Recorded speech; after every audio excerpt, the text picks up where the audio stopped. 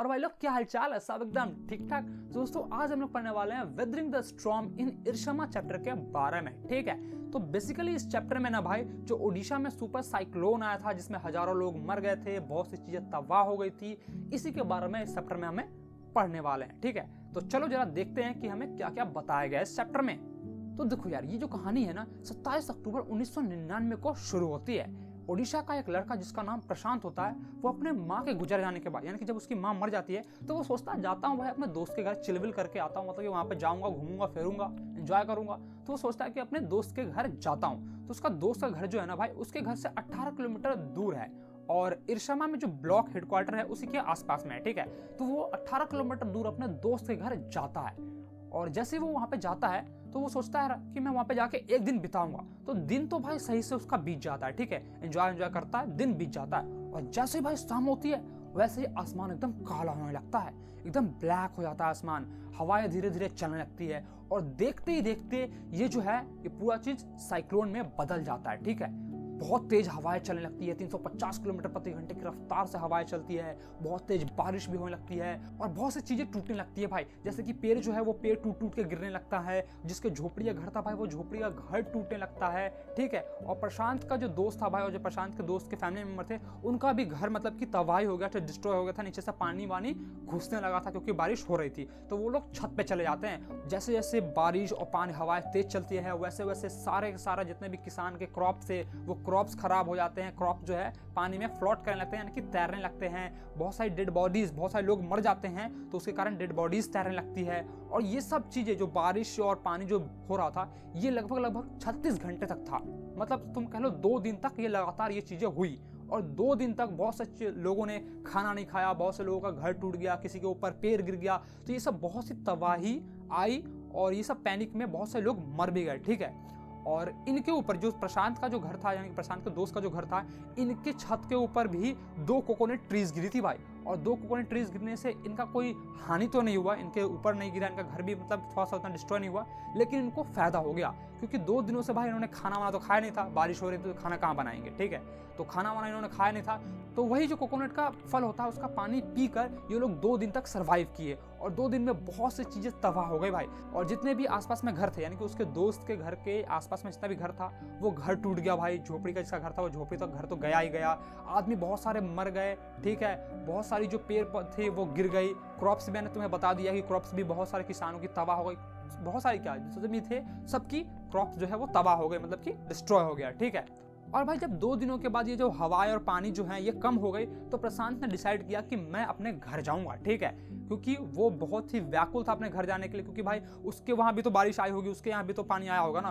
तो वो सोच रहा था कि वहां पे मेरे फैमिली मेंबर कैसे होंगे, वो बच्चे भी होंगे या फिर नए बच्चे होंगे, ठीक है। यही सब चीजें वो सोच रहा था, ठीक है।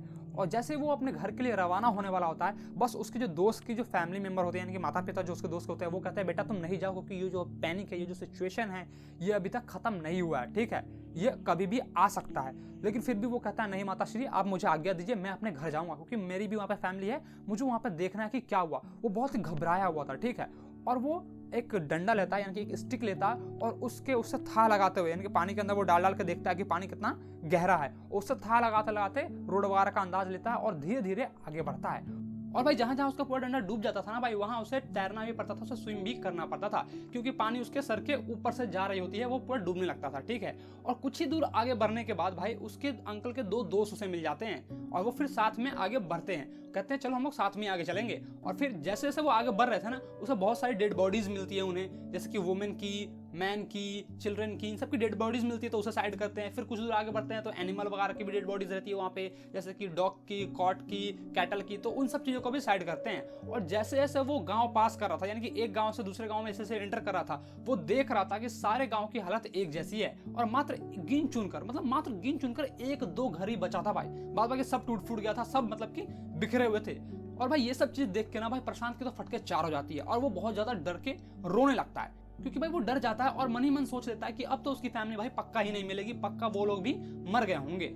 और फाइनली वो 18 किलोमीटर दूर अपने दोस्त के घर से, अपने घर 18 किलोमीटर दूर वो अपने विलेज कालीकुड्डा में पहुंच जाता है। ठीक है, कालीकुड्डा उसके विलेज का नाम है। वहां पे पहुंचता है। पहुंचने के बाद जहां जहां लोग इकट्ठा होते हैं, जैसे तबाही तो आई गई थी तो सारा चीज तो बिखर गया था, तो कुछ लोग, कुछ झोपड़पट्टी नहीं, मतलब जो सीमेंट का जो फ्रैक्चर्ड घर था, यानी सीमेंट का भी तो घर टूट ही गया था, तो उसी में जो जमा थे, तो वहाँ पे अपने अपने फैमिली मेंबर को ये ढूंढने की कोशिश करता है। तो वहाँ पे देखता है, वहाँ पे नहीं मिलते हैं। फिर ये और घबरा जाता है। इसके मन में ये सब चलने लगता है कि जो ये सब लोग होंगे, जो मेरे फैमिली मेंबर है, वो बचे भी हैं या नहीं बचे हैं, सब मर गए। वो बहुत ही रोने लगता है, धीरे धीरे रो भी रहा था।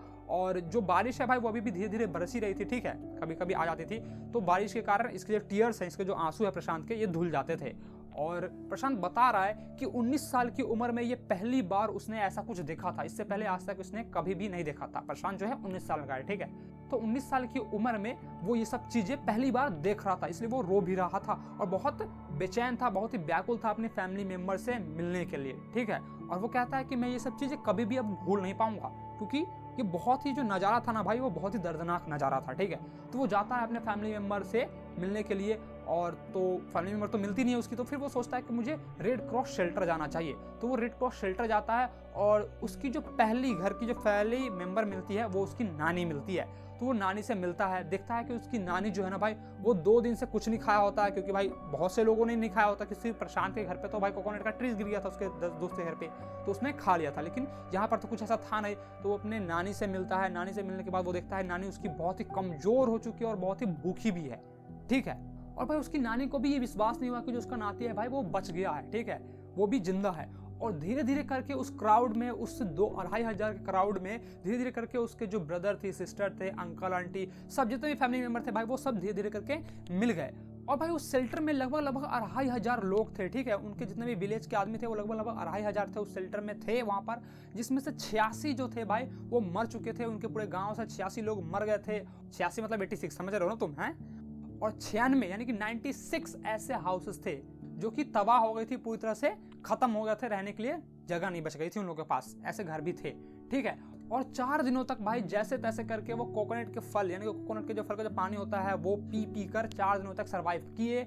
और अब जो था भाई, उनके पास कोकोनट ट्रीज भी नहीं बची थी। कोकोनट ट्रीज के जितने भी फल थे वो भी नहीं बच पाए थे अब, क्योंकि धीरे धीरे सब खत्म हो गए थे। 2,500 लोग हैं भाई, कहाँ से इतना आएगा। ठीक है, तो अब किसी न किसी को तो भाई आगे बढ़ना था और इस सब चीज़ों को संभालना था, क्योंकि बहुत सारा चीज़ था, बिखरा पड़ा था। कैसे, कितने दिन तक तुम ऐसे जिंदगी काट सकते हो। ठीक है, और फिर प्रशांत सोचता है क्यों ना मैं ही बाहुबली बन जाऊं यहाँ का। ठीक है, और प्रशांत फिर बाहुबली बनता है, मेरा मतलब यार लीडर बनता है। ठीक है, तो प्रशांत लीडर बनता है वहाँ का, और वो एक ग्रुप ऑर्गेनाइज करता है यूथ का, और बड़े बड़े लोगों का, जो भी एल्डर्स थे, ठीक है, उन सबका एक ग्रुप ऑर्गेनाइज करता है। और उन लोगों को कहता है कि आप लोग जाकर जो वहाँ के मर्चेंट है, आसपास के जो भी मर्चेंट है, दुकानदारिया है, उसमें जाकर उसे आप प्रेशराइज कीजिए, उसके दबाव डालिए और कहिए कि वो कुछ खाने के लिए दे। और फिर वो जाते हैं, जाके प्रेशराइज करते हैं मर्चेंट को वहाँ से, और उसमें वो सक्सेसफुल होते हैं। तो मर्चेंट उसको चावल वाला देता है, तो वो चावल राइस लेके आते हैं शेल्टर में। और फिर जो भी पेड़ गिरा हुआ था उसके ब्रांच को लाते हैं, यानी कि जो भी डंडा वंडा था, टुकड़ी टुकड़ी करके जो लकड़ी वगैरह होती है, उसको इकट्ठा करते हैं। इकट्ठा करने के बाद उसे आग लगाते हैं उसमें। ठीक है, इसमें आग लगाने के बाद उस राइस को पकाते हैं। ठीक है, और जैसे ही चावल बनती है, वे सबको 4 दिन बाद भाई सबने पेट भर के खाया। और किसी को इस बात का कोई गम नहीं था कि चावल खराब है, क्योंकि भाई चावल जो था वो बारिश में भीग चुका था, और किसी को कोई भी केयर नहीं कर रहा था कि चावल खराब है। बस उन्हें इतना दिख रहा था कि हाँ भाई, मुझे 4 दिन बाद खाना मिला है। ठीक है, और वो 4 दिन बाद भाई वो भूखे पेट थे 4 दिनों तक। तो 4 दिनों के बाद उन्होंने खाना खाया। और फिर जो नेक्स्ट टास्क था प्रशांत का, वो था कि शेल्टर को क्लीन करके, क्योंकि शेल्टर जो है वो पूरा कचरा से भरा हुआ था। बहुत सारी लकड़ियाँ टूट के गिरी हुई थी, पेड़ पौधे गिरे हुए थे, यूरिन था, वोमिट यानी कि उल्टियाँ वगैरह भी किए हुए थे बहुत सारे। ठीक है, तो वो सब चीज़ों को साफ करना, बहुत सारे जो लाशें हैं वो भी थी, तो किसी किसी को साइड करना, दूर हटाना। और फिर जो इंजर्ड लोग थे, उनके खून वून पट्टी वट्टी थी, तो उस सब चीज़ों को, मतलब कि जितने भी गंदे चीज़ थे उन सब चीज़ों को साफ करना उसका नेक्स्ट टारगेट था। और उसमें भी वो सक्सेसफुल रहा। ठीक है, उसने एक यूथ ऑर्गेनाइज किया था, उसके लिए भी एक यूथ टीम बनाई थी जो कि साफ कर रही थी, और वो सब चीज़ें भी साफ किया। और भाई 5वें दिन जैसे ही मिलिट्री हेलीकॉप्टर ऊपर से गुजर रही होती है, तो प्रशांत जो भी होता है वो अपने बच्चों को, यानी कि वहाँ के जो भी बच्चे होते हैं, उनको कहता है कि जाओ तुम खुले आसमान के नीचे जमीन पे जाओ, और पेट के ऊपर जो भी बर्तन वगैरह थाली वाली रख लो और वहाँ पे लेट जाओ, ताकि उनको एक डायरेक्शन मिल जाए, उनको एक मैसेज मिल जाए कि हाँ यहाँ भी लोग फंसे हुए हैं। ठीक है, ताकि वो ऊपर से कुछ खाने के लिए गिराएं। तो जाते हैं, ऐसा ही प्रशांत का कहना सब मानते हैं, वहाँ पे जाते हैं, लेट जाते हैं, और मिलिट्री कैब जो मिलिट्री हेलीकॉप्टर होती है वो वहाँ से कुछ खाने के लिए वहाँ से गिराती है। ठीक है, जैसे कि भाई हमारे यहाँ भी अभी बिहार में भी कुछ 2019 में, ठीक है, 2019 में हुआ था पटना में, ठीक है, अगर तुम्हें पता हो तो। और बहुत सारे जैसे होते रहता है, उड़ीसा वगैरह में ऐसा होता रहता है, ठीक है। तो मिलिट्री के जितने भी लोग थे हेलीकॉप्टर से खाना वहाँ पे गिरा रहे थे, ठीक है। और फिर भाई प्रशांत ना एक चीज नोटिस करता है कि जितने भी लोग थे, जितने भी विडोज थी, यानी कि जो भी मुस्लिम औरत थी, वो सब भाई गहरे सदमे में जा रहे थे, ठीक है। जो भी ये सब हुआ था इसके सदमे वो घुसती जा रही थी, वो बहुत ही उदास रहती थी, अकेली रहती थी एकदम, ठीक है। तो वो सोचता कुछ किया जाए इनके लिए, ठीक है, क्योंकि इस डिप्रेशन से उन्हें निकालना है, ठीक है। क्योंकि भाई डिप्रेशन कितना खराब होता है तुम्हें पता है, ठीक है। अभी हाल फिलहाल में डिप्रेशन के कारण कुछ हुआ था, मैं इस पर कुछ बोलूंगा नहीं, चलो। तो भाई जितने भी वहाँ के औरत थे उनको प्रशांत कहता है कि एक एनजीओ वहाँ पे चलाया जाता है, फूड फॉर वर्क प्रोग्राम, उसमें आप जाके काम करो, ठीक है। जो भी वहाँ पे बच्चे थे उनके लिए वो क्रिकेट का ऑर्गेनाइज करता है। वो खुद क्रिकेट का बहुत बड़ा लवर है, मतलब क्रिकेट बहुत अच्छा से खेलना जानता है और उसे खेलना बहुत ही पसंद है। तो वो क्रिकेट खेलने के लिए क्रिकेट ऑर्गेनाइज करता है ताकि बच्चे इसमें व्यस्त रहे, वो कुछ सोचे नहीं, ठीक है। उनके बहुत सारे लोगों के माता पिता गुजर गए, बहुत सारे अनाथ हो गए हैं, तो इन सबको वो सोचे नहीं, इसीलिए वो क्रिकेट ऑर्गेनाइज करता है। और फिर वो खुद भी क्रिकेट खेलता है और ऐसे करके धीरे धीरे वो सारे जितने भी खामियां थी, जितने भी समस्याएं थी, इन सब का निवारण करता है, दूर करता है सारी समस्याओं को।